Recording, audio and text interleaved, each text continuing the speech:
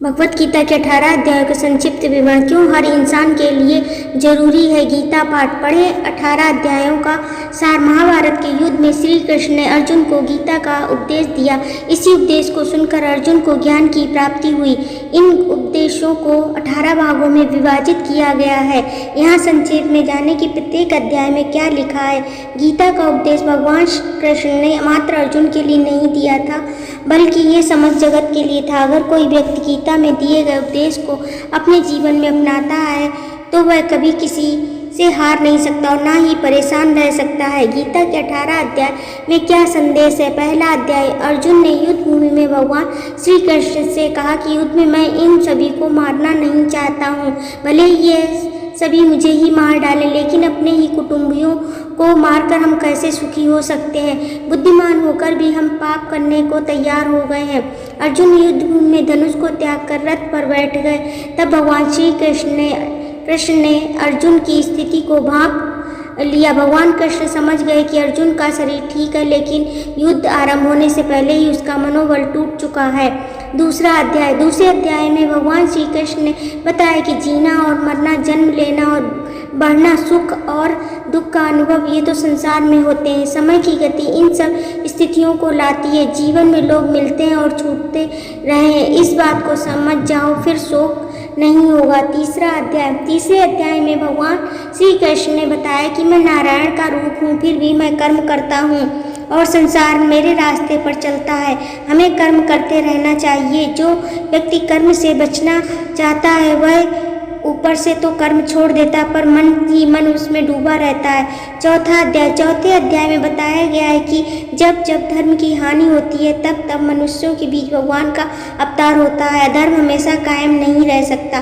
पांचवा अध्याय। पांचवें अध्याय में भगवान श्री कृष्ण ने कर्म की शुद्धता के बारे में बताया है। हमें अपने सभी कर्म भगवान को समर्पित कर देने चाहिए और फल की चिंता नहीं करनी चाहिए। छठा अध्याय। भगवान श्री कृष्ण ने छठे अध्याय में कहा कि जो मनुष्य मन को बस में कर लेता है उसका मन ही उसका सबसे अच्छा मित्र बन जाता है, लेकिन जो मनुष्य मन को बस में नहीं कर पाता है उसके लिए वह मन ही उसका सबसे बड़ा शत्रु बन जाता है। जिसने अपने मन को बस में कर लिया उसको परमात्मा की प्राप्ति होती है। सातवां अध्याय। इस अध्याय में बताया गया है कि भगवान के अनेक रूप हैं, लेकिन सब नारायण ही हैं। यहाँ विष्णु भगवान के अनेक रूपों का उल्लेख किया गया। भगवान कहते हैं कि उसी व्यक्ति को ज्ञान प्राप्त होना है जो नारायण को पहचान लेता है।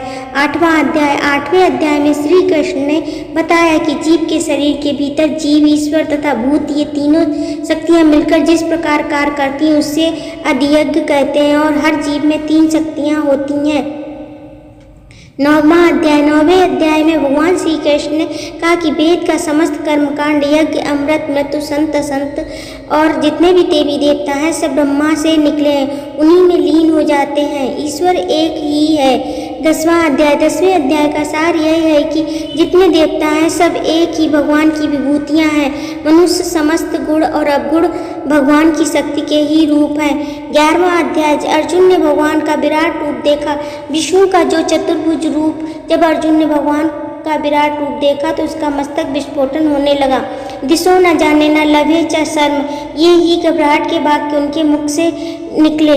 12वां अध्याय। 12वें अध्याय में श्री कृष्ण ने बताया कि जो भगवान के ध्यान में लग जाते हैं वो और अपने मन को स्थिर करके निरंतर मेरे सगुण रूप की पूजा में लगे रहते हैं वह व्यक्ति मुझे प्राप्त करते हैं। इसलिए अर्जुन, तो केवल मेरे लिए कर्म करने का प्रयत्न कर। इस प्रकार तू मेरे लिए कर्मों को करता हुआ परम सिद्धि को प्राप्त करेगा। 13वां अध्याय। भगवान कृष्ण ने कहा कि केवल मुझे पाने के लिए मेरी भक्ति करना, बिना परेशान हुए मेरी भक्ति में विश्वास बनाए रखने का भाव, शुद्ध एकांत स्थान में रहने का भाव और परमात्मा से मिलने का भाव, यह सब ज्ञान है। जो मुझे और मेरी भक्ति को नहीं जानते वह अज्ञान है।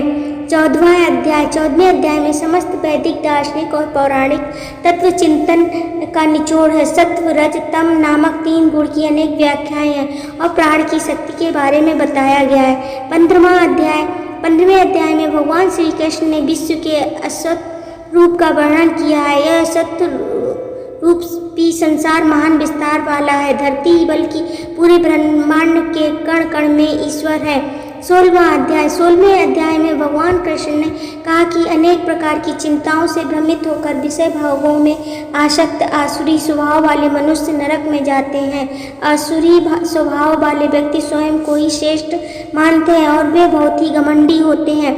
आसुरी स्वभाव वाले ईर्ष्यालु, क्रूरकर्मी और मनुष्यों में अधम होते हैं। ऐसे अधम मनुष्यों को मैं संसार रूपी सागर में निरंतर आसुरी योनियों में ही गिराता रहता हूँ और दंड देता हूँ। 17वां अध्याय।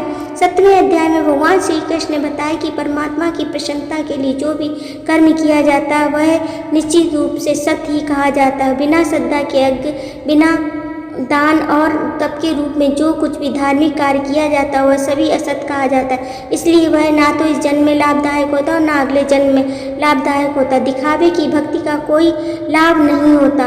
18वां अध्याय। 18वें अध्याय में गीता के समस्त उपदेशों का सार एवं उपसंहार है। मनुष्य को बहुत देखभाल कर चलना आवश्यक है जिससे वह अपनी बुद्धि और वृत्ति को बुराई से बचा सके। धर्म और अधर्म को, बंध और मोक्ष को, वृत्ति और निर्वृत्ति को जो बुद्धि ठीक से पहचानती वह सात्विकी बुद्धि और वही मानव की सच्ची उपलब्धि है। जो मनुष्य श्रद्धापूर्वक इस गीता शास्त्र का पाठ करता सभी पापों से मुक्त होकर श्रेष्ठ लोक को प्राप्त होते हैं।